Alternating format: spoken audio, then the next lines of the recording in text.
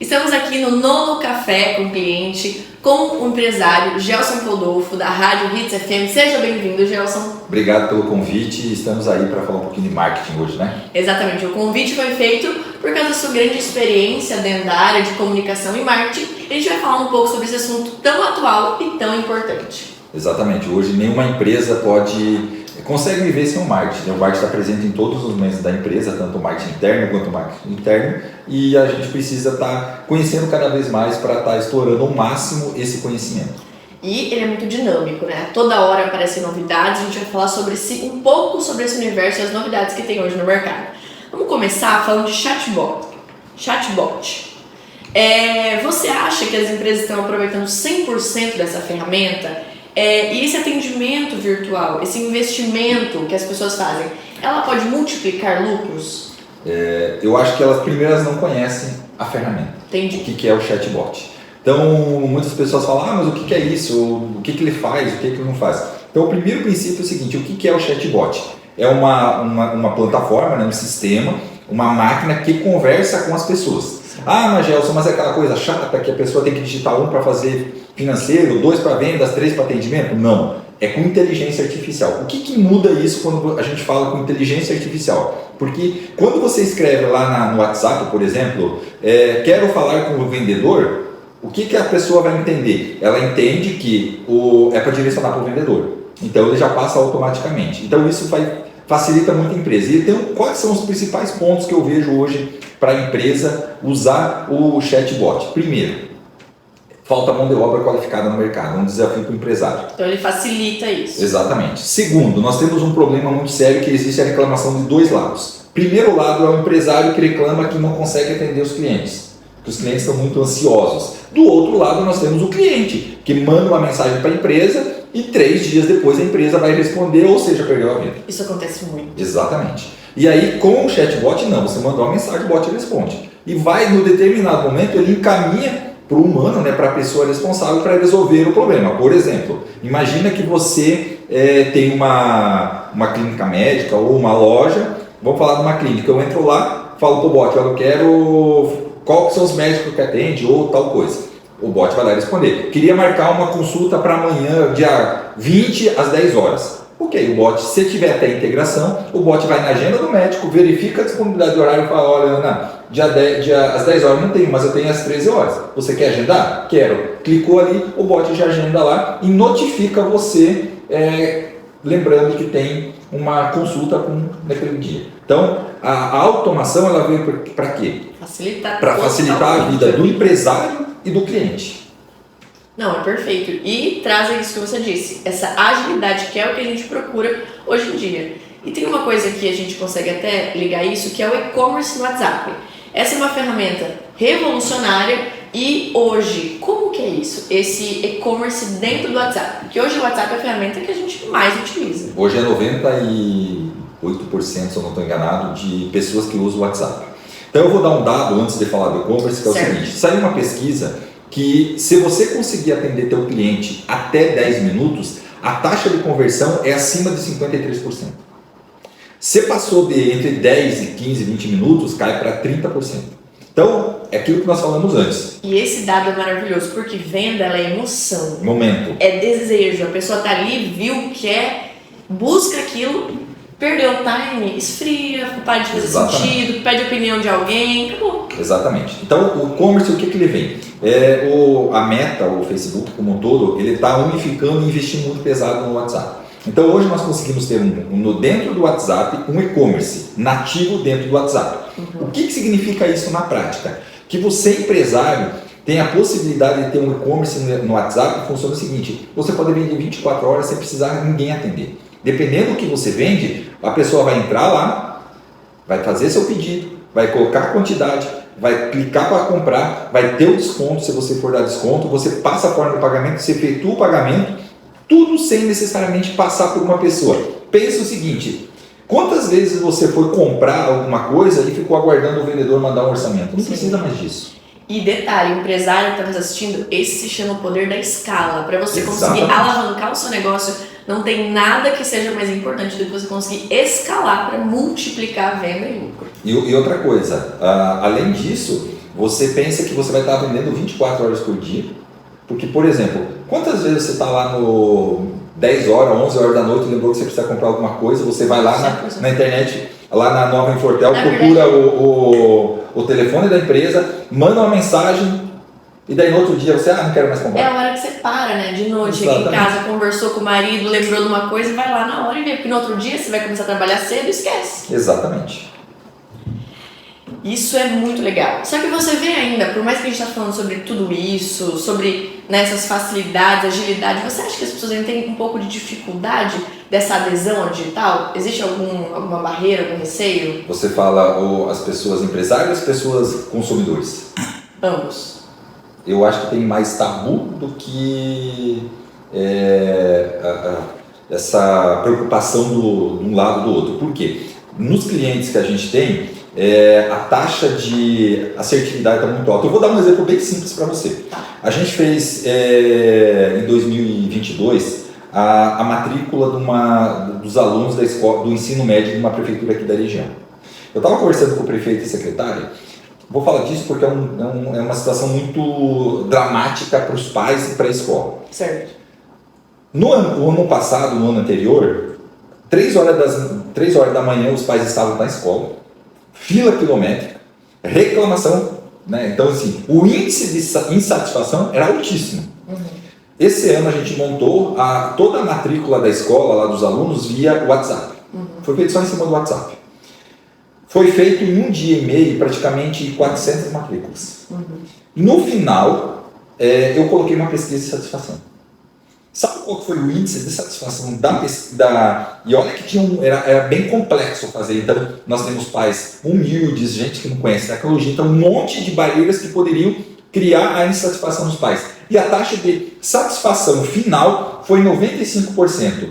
Das 400 praticamente pessoas que fizeram matrícula, só uma insatisfeita. E ela escreveu por quê? Tinha ali ou não? Não, tinha, mas ela não escreveu nada. Então a gente conseguiu, sabe quem que é a pessoa, né? Porque tem dados, né? Mas uma pessoa insatisfeita no 400. É mínimo. Então pensa o seguinte: se você pega um processo complexo e você consegue uma taxa de satisfação de 95%, significa o quê? As pessoas estão adeptas à tecnologia. E muitas vezes o empresário coloca barreiras ou dificuldades para isso acontecer no dia a dia. Mas eu acho que nesse ponto é o seguinte: a pessoa ela tem esse tabu ou esse receio à adesão ao digital a partir do momento que ela nunca usou. Por exemplo, como eu vou fazer a matrícula do meu filho num sistema? Eu estou acostumada todos os anos, nunca aqui que o menino tenha 15 anos, todos os anos ir no colégio, conversar com a diretora, olhar no olho dela, marcar. Então, ela tem essa tradição, esse contexto.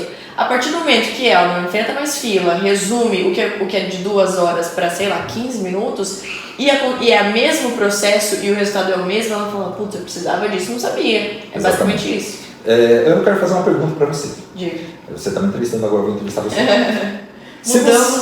Mudamos a dinâmica. Tá. Se você hoje mandar uma mensagem para uma empresa, certo, independente de qual que é o negócio, você tem um problema que você quer resolver, não é isso? Concordo.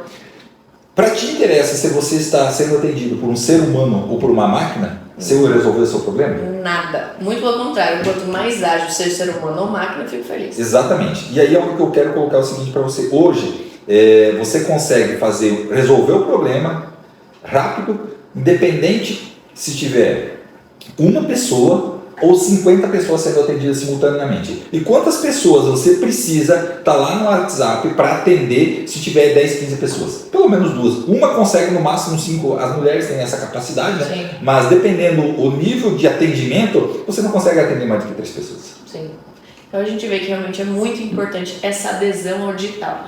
Mas é aquela história, a partir do momento que você faz a primeira compra, por exemplo, na internet, você entende, cara, que legal. Essa aí tá que você usa a primeira vez no atendimento digital, que resolve, você fala, cara, que legal. E você quer um exemplo disso? Eu vou falar aqui com vocês. Se você pegar hoje, por que você tem que ligar na Nova Infortel para pegar um telefone? Você vai lá no WhatsApp, pede e você solicita por lá. A mesma coisa. Exatamente. Então, a facilidade, nós precisamos criar facilidades para os nossos clientes. Nossos usuários eles têm que ter facilidade em comprar, a gente precisa vender cada vez mais. E o empresário tem um problema de querer colocar barreiras para comprar, para pagar. Então agiliza, deixa fluir a coisa.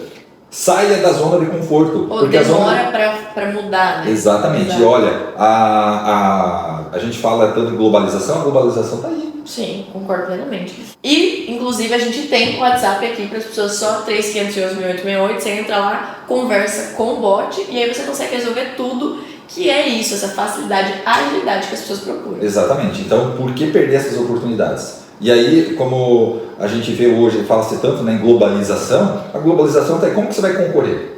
Exato. O comércio local, o ponto positivo dele, e aí tira da sua cabeça, empresário, preço. As pessoas vão querer comprar na internet mais barato porque é mais barato e não tem por onde brigar. Você compra da China, chega aqui em 20 dias.